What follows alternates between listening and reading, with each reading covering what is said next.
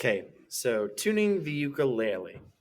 Now there's four strings as we talked about in class, and each one gets tuned to a different pitch. Now, holding the ukulele, we have our left hand on the side with the fingerboard and my right hand on the side of the body of the instrument. Okay, so looking downward at the strings now as I hold the instrument, the top one, okay, is going to be the G string. Okay, the one on top as I look down is the G string. Okay, then the one below it will be the C string. Okay, then the one below that one is the E string. Okay, and then below that one is the A string. Okay, so the highest one looking down at me is G. And get a little closer here. So this one's G, this one's C, E, and then A. Now, as we talked about in class, when we use this tuner, you're going to see a letter and a number. Okay, here's an example. Okay, so there it's saying G4. Okay, which happens to be the note that we want the G string tuned to. Okay, so the notes are G4, C4, E4, and A4. Okay, now as we discussed in class, right, the goal is to get this little light to hit right on that triangle. If it ends up over here, it's too high, it's sharp. If it ends up over here, it's too low, it's flat. We want it right in tune on that green triangle. Okay, so let's try to do the G string here. I'm going to tune it intentionally low just to kind of demonstrate. Okay, so here it is. I'm going to play the G string now, which is the top one here. Okay, so there you can see it's a little under. Okay, so in order to tune it up, I have to turn the tuning peg counterclockwise, which is technically to the left.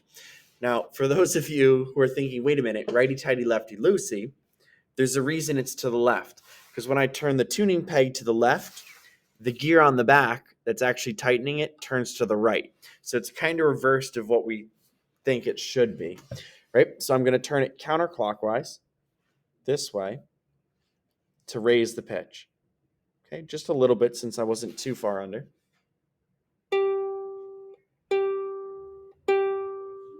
Okay, so I'm still under. I'm going to do it again. Still under.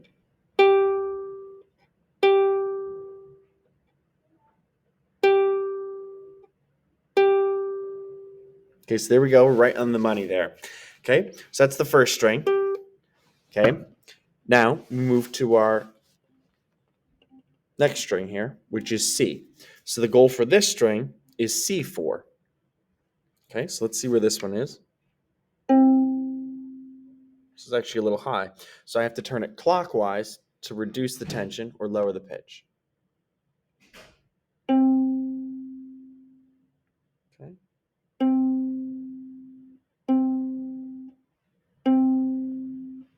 So making small adjustments here because we're pretty close. There we go. So C4. So the first two are in tune now. Okay. Now we move to the next one, which is the E string. Okay. Now this one needs to be tuned to E4.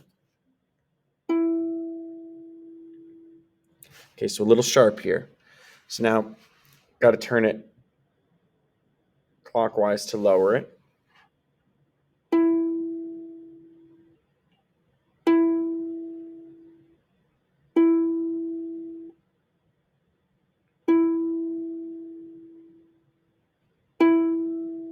Okay, there it is. Okay, right on the money again. And then last one, our first string, okay, is the A string, okay, which is going to be A4. So here we go, last one. Okay, so a little bit high. So I'm going to turn clockwise again.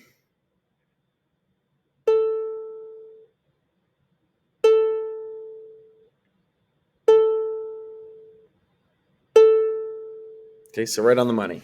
So now this instrument is in tune. Okay, all 4 strings are where they need to be. Now, as we talked about in class, because your strings are new, you're going to notice you get it in tune and it's going to drop back down pretty quick.